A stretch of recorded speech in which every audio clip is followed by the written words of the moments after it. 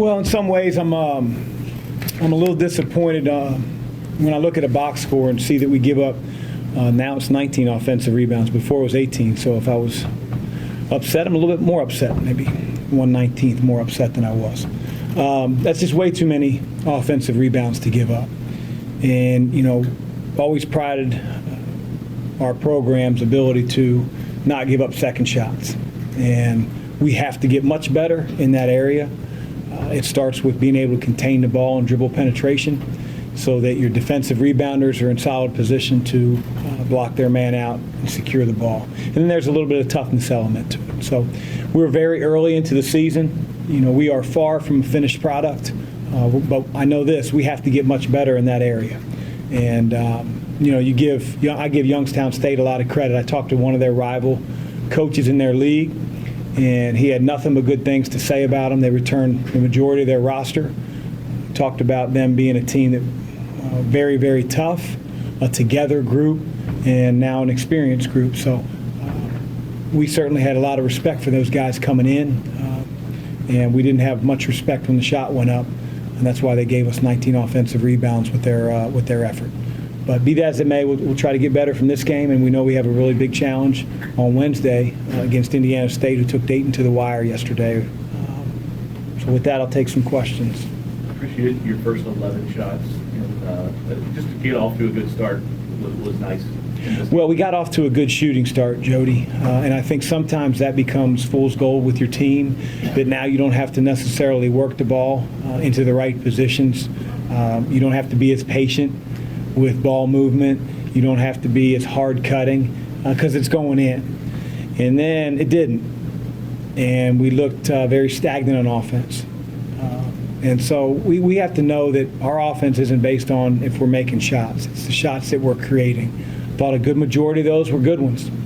But then, towards the end of that 11 or 12 in a row, I thought we were taking some tougher ones that, again, went in, but that can be fool's gold sometimes. It could trick you into, hey, we're really hard to stop.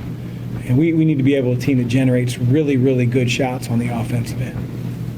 12 assists from Darius. Best game he's played since I've been head coach. It was great to see. I'm really happy for Darius. I thought he did it on both ends of the floor.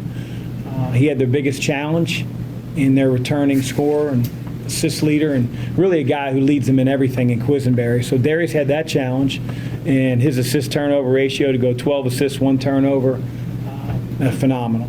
Did a great job.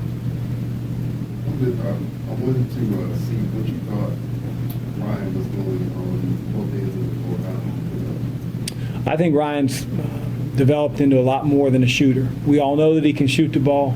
We all want him to shoot when he's open. But on offense, he's really created other looks for his teammates. I think he's almost perfected that little eye of the rim, head bob, head fake. It gets his primary defender out of position. He gets in the teeth of the defense, and he's been stronger with the ball, and he's made better decisions for the most part when he's gotten there. And he's also made some two-pointers. And if you look early in his career, he never shot two-pointers. So he's figured out a way, despite his size, and maybe he's not the quickest guy in the world, how to get there, and that's what good players do. Defensively, he's never going to overwhelm you with his athleticism or his length. We know that. But he is very attentive to our system, and he does as good of a job as he can with the DNA that he was blessed with. Coach, 17 assists and only 1 turnover total for your point guards in the game. Just kind of talk about if you like what you see in terms of running the team and getting into the shot. Yeah, it was a tough, I don't say environment, it was a tough defensive look that we were given each and every time down the floor because they were changing their defenses a lot. And for our guys, our point guards, to go 17-1 on assist turnover ratio, being able to at times deal with a contained press, at times be able to deal with man-to-man where they're switching everything. At times they were going into Baylor's 1-1-3 zone. That's a lot of different looks that a point guard is seeing. And for us to, again, go 17 assists, 1 turnover, I want those guys to run our team. Everybody says that's the question mark about our team, and I think anybody in the room would take 17 assists, 1 turnover, no matter who you're playing. Chris, there was one of the plays early in the second half where Darius went to the basket, and he had a shot, but it would have been a difficult one, and he passed it off. How much of an emphasis was that in the offseason of him more under control to get the easier shot and become more of a point guard instead of taking those like maybe he did last year? I want Darius to do what the game tells him to do. And that in and of itself determines, how good of a player you are at the point guard or off guard position.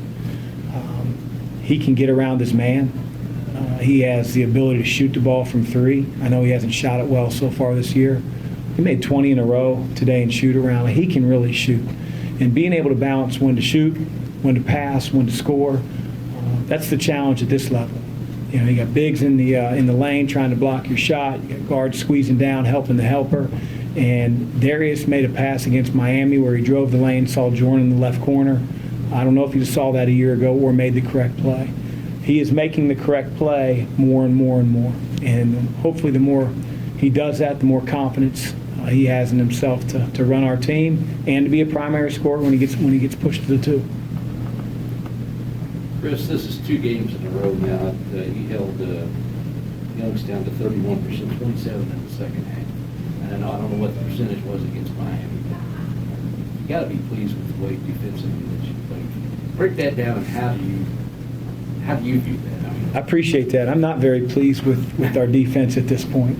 My challenge and our challenge as a team is to be the same team every single play, every single game. We're not there yet. And, everyday guys, every play guys, regardless of what's going on in the game, regardless if we've been on a 10-0 run, we continue to play with passion on the defensive end. On the offensive end, we go on a 10-0 run. We continue to move the ball and try to get the best shot we can. Again, regardless of the score, the opponent, the venue, who's in the game, that's how Louisville needs to play. And we're going to continue to try to grow in that area. But we've got some work to do. You give up 18 offensive rebounds, I wouldn't say that's a great defensive effort. You get beat like we did in the lane. As we step up competition level and some of those guys become 6'7" instead of 6'4", and those are dunks. And so we've got to do a little bit better job than we did. Thought we were better in the second half than we were in the first. What do you think of Fresh out there? He didn't score, but 5 assists, no turnovers. Yeah, he's got to shoot it better. He's more than capable. He's got maybe the longer lines affecting him a little bit. But again, he's very steady with the ball. He's very cognizant of what he has to do on the defensive end. It's a little bit like CC with maybe not as much opportunity as CC had. But I'm very comfortable when he's out on the floor of him running our offense, getting us in the right play, being very steady with the ball, maybe not taking as many chances. He doesn't have the electric quickness that Darius does. But I think as Fresh gets his legs under him with our team, our program, gets used to the center, his role, I think he'll continue to get better and better for us. You mentioned Malik being a guy before the injury, very vocal for you guys on defense. Has somebody stepped up in his absence in that role? We're a little hit or miss right now with our defensive communication. I think you see that on, what we call fake ball screens, where a guy's acting like he's ball screening, and then he slips out to the three-point line, and now next thing you know, we have 2 men guarding the ball and nobody guarding the pick and pop. And that's a communication error. And that's not just on one guy. That's several players. We have to be more vocal than we are now. Nobody on our team's as vocal as Malik. So that hurts us a little bit. But hopefully days like today and spells that we went through at the end of the first half continue to reinforce that notion to our team how important it is. So Stephen had a big game. In what ways have you seen him improve since last year? He is very confident.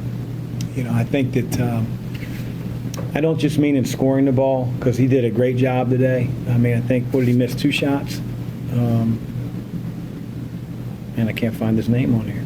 There we go. 6 shots.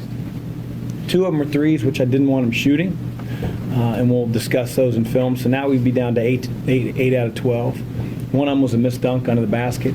He normally makes those. Would be at 8 of 11. He has grown in his confidence around the basket. Left hook, right hook, really doesn't matter.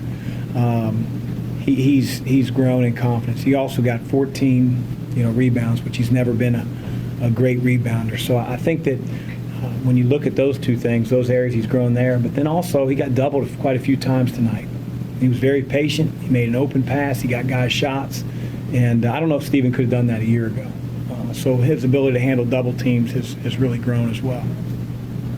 Coach, as a coach, when I say Quinn, you probably think of him getting beat based on that one play. But Very good, Kent. two big shots. When the game was kind of still in doubt, what can that do for a kid's confidence this early in his Yeah, career? I'm probably a bad coach because I crush it on the defensive end. Quinn doesn't lack for confidence. And so I know that I can get on him and, he'll just get back in the dorm and be like, that's all right, it's Coach Mack, I'm fine. So some guys really, really shrink with their confidence level. Quinn isn't that guy. That's why we recruited him. That's a big part of why we recruited him, that he feels like he can play on this stage. And he has to learn angles and do a better job on the defensive end, and part of that's game experience and getting burned like he did. But he's not afraid. He's not afraid. And so it's good to see when hard work gets rewarded for any of your players. One more for Coach, anyone? Yeah, what's your take on Aiden's game?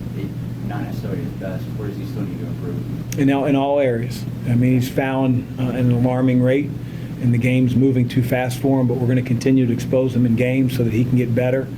Ball screen, defense, and rebounding are the two primary concerns that I have and that we have to get those two things better. And if those two things improve greatly, we don't need him to be a primary scorer as a freshman 2 games into his career. We don't need him to be a play-through post, but we need him to rebound in and out of his area, and we need him to be able to defend a ball screen. And when he does those two things, his minutes and opportunity will grow. Thank you, Coach. Thanks, guys. Players will be in here shortly. Hey, how the Bengals do? Go Bengals. Funny.